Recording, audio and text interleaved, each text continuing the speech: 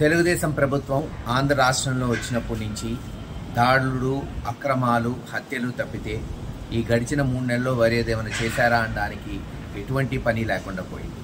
ఈరోజు ఎంత దుర్మార్గం అంటే జోలకల్లు గ్రామం, పిడుగురాళ్ల మండలం, గుర్జాల నియోజకవర్గంలో ఒక దళిత మహిళ, ఎస్సీ మహిళ, పాపం వాళ్ళ నాన్న కోటా రేషన్ బియ్యం కోటా చేసుకునేవాడు 10-15 సంవత్సరాలు.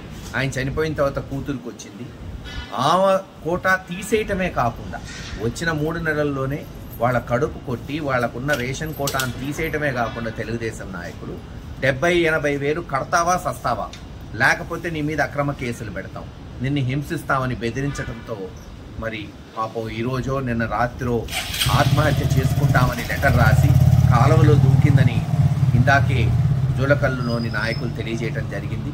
ఇంతకన్నా దుర్మార్గం ఈ తెలుగుదేశం ప్రభుత్వం, తెలుగుదేశం నాయకులకి మరొకటి ఉండదు.